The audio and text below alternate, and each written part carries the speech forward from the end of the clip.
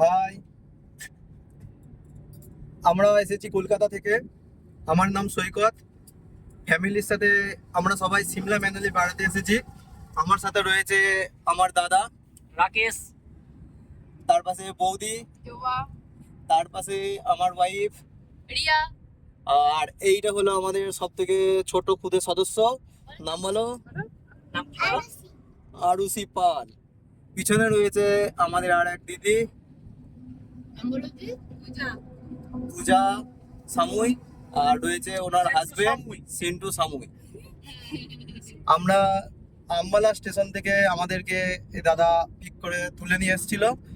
আমাদের 4-5 দিনের জার্নি ছিল সিমলা মানালি। প্রথম দিন ছিলাম সিমলাতে, সেইখান থেকে তারপরে এসেছি মানালি। আজখন হয়ে গেছে আমাদের ট্রিপ। আমরা এবার ফেরত যাচ্ছি চণ্ডীগড় স্টেশনে।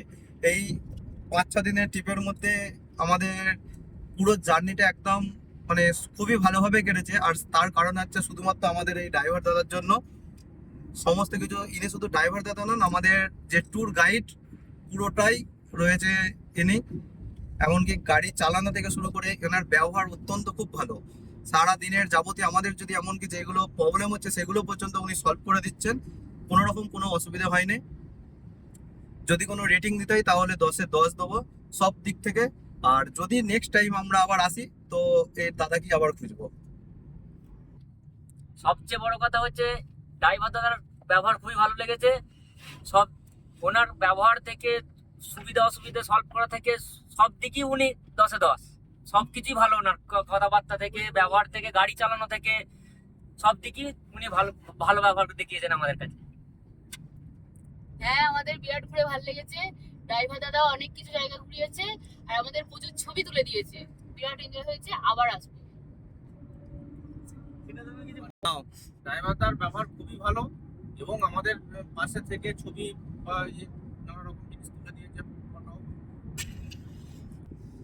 সবারই ভালোই লেগেছে। শুধুমাত্র আর একটা জিনিস হচ্ছে, হ্যাঁ, ইনি যে শুধুমাত্র ভালো গাড়ি তো অবশ্যই চালান, তার সাথে আর একটা জিনিস রয়েছে, ভালো ক্যামেরাম্যান। আমাদের সমস্ত কিছু পোজ দিয়ে ছবি তোলে। এমনকি আমরা নিজেরা যেটা দিচ্ছি যদি ভুল হয় উনি বলে দিচ্ছেন যে এভাবে তোলো এভাবে তোলো।